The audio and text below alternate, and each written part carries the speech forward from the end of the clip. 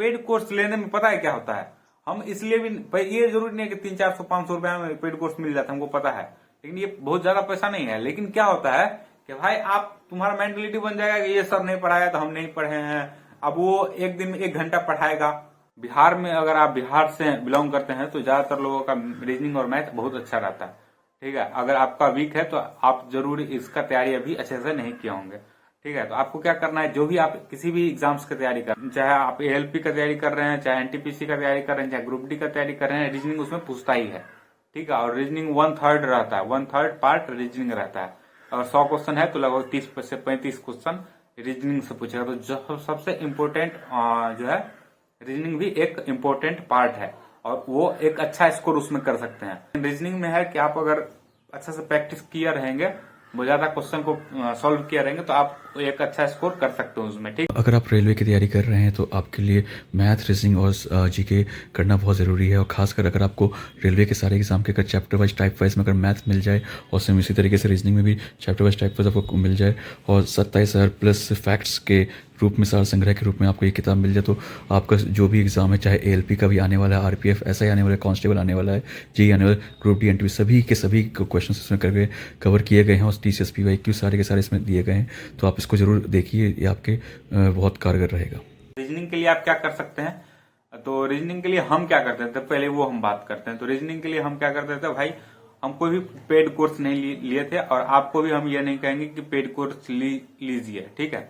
आपको क्या करना है, अगर आप खुद पे मतलब ये है कि भाई हम खुद सिलेबस कंप्लीट कर सकते हैं, अगर आप खुद को मतलब इतना सिलेबस देख के खुद को थोड़ा मतलब टाइम दे के सोच समझ के भाई ये पढ़ना है, ये पढ़ना है, क्वेश्चन क्या क्या पूछता है, उस हिसाब से अगर आप खुद मतलब कॉन्शियस हैं उस चीजों को लेके, तो ठीक है। नहीं तो आप पेड कोर्स ले लीजिए, अगर आप एफोर्ड कर सकते हैं तो। नहीं कर सकते हैं तो बेस्ट रहेगा आपको।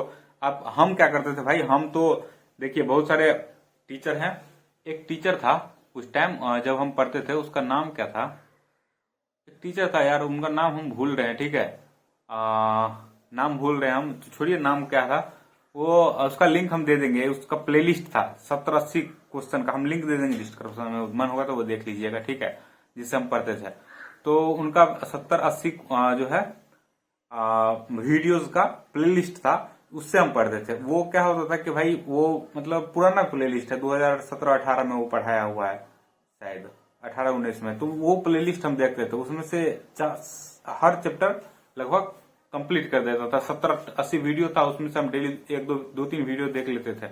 मतलब कि 1 महीना के अंदर आपका हमारा एक बार रीजनिंग खत्म, इस तरह से कर देते थे हम। मतलब बराबर रिकॉर्ड वीडियो नहीं देखते थे, एक बार वीडियो देखे और उसको कॉपी बनाते थे, ठीक है। और वो कॉपी अभी भी मेरे पास है, वो पैक करके रख दी है 6 पे, लेकिन मेरे पास है वो कॉपी। तो उसमें क्या करना है, जैसे आप किसी भी टीचर से आप फॉलो कीजिए, ठीक है। अगर बहुत सारे टीचर हैं अलग अलग यूट्यूब चैनल पे रीजनिंग पढ़ाते हैं, ठीक है, तो उसको फॉलो कीजिए। हर चैप्टर वो पढ़ा रहे हैं, ठीक है। आपका जो सिलेबस है उस सिलेबस को लिखिए, ठीक है। और मतलब रीजनिंग का जो सिलेबस है वो हर एग्जाम के लिए कॉमन है, ठीक है। तो उसको आप लिखिए, जो पढ़ाते हैं उसमें 10 क्वेश्चन या 15 क्वेश्चन बताएगा एक चैप्टर से, ठीक है, या ज्यादा क्वेश्चन 20-30 क्वेश्चन बताएगा। उसको क्या करना है, आपको कॉपी बनाना है, जिस तरह से हम लोग मैथ में बना रहे थे, तो उसको कॉपी बनाना है, ठीक है। जैसे ही आपको मतलब उसको रिवीजन के टाइम में वो आपका कॉपी ये काम आएगा। इतना मोटा अगर कॉपी बना लिए, इतना भी पतला कॉपी बना लिया, आराम से उसमें पूरा रीजनिंग का कंसेप्ट आ जाएगा। फिर आपको क्या करना है, कुछ चैप्टर है जैसे कि सिटिंग अरेंजमेंट हो गया, या ब्लड रिलेशन हो गया, या क्या बोलते हैं उसको, मतलब जिसमें ये दिया रहता है कथन निष्कर्ष, तो वो सब चैप्टर वो प्रैक्टिस जितना प्रैक्टिस कीजिएगा उतना।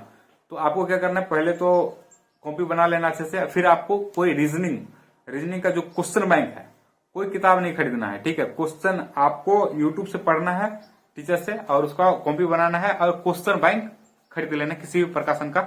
हम किरण प्रकाशन का यूज कर रहे थे, तो उसका जो है सो क्वेश्चन बैंक आता है इतना मोटा करके, ठीक है। उसमें आपका जितना भी रेलवे के एग्जाम्स का क्वेश्चन होगा वो उसमें दिया रहता है, ठीक है। वो आप क्वेश्चन बैंक ले लीजिए, उसको प्रैक्टिस कीजिए, उसका क्वेश्चन बनाइए, सॉल्व कीजिए।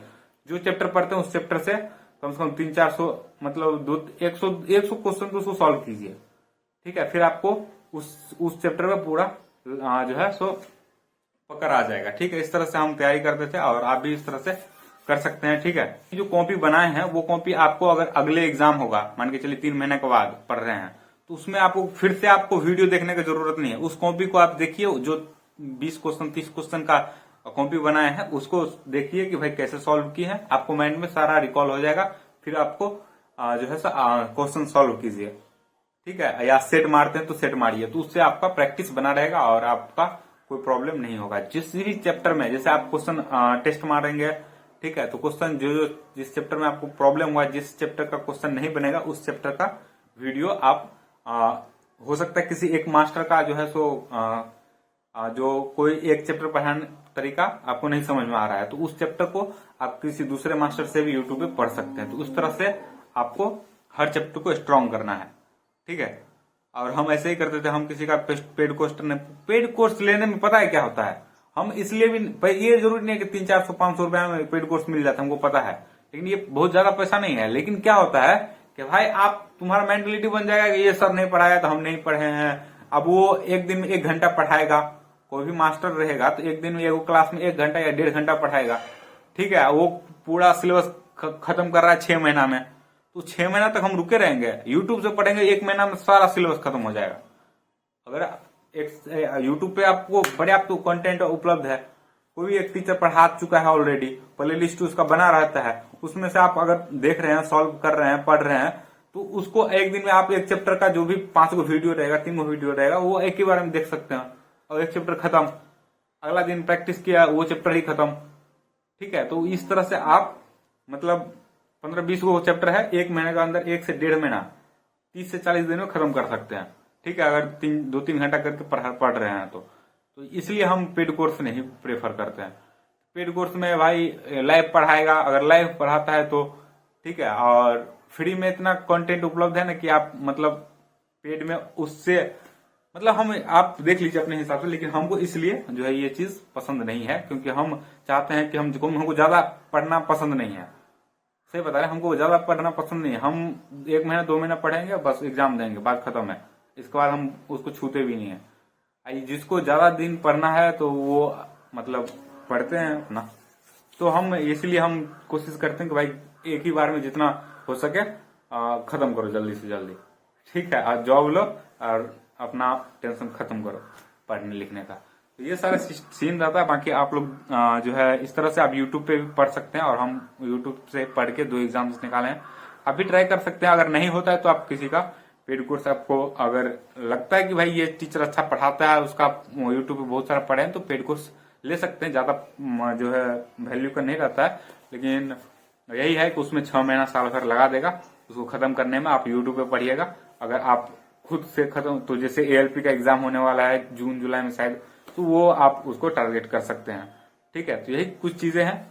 मिलते हैं नेक्स्ट वीडियो में। कैसा लगा आज का वीडियो कमेंट करके जरूर बताइएगा। चैनल पर नहीं तो चैनल को सब्सक्राइब कर लीजिएगा। मिलते हैं नेक्स्ट वीडियो में। और भी बहुत सारा अच्छा सा कंटेंट आने वाला हमारे यूट्यूब चैनल पर, तो चैनल को जरूर सब्सक्राइब कर लीजिएगा। बाय।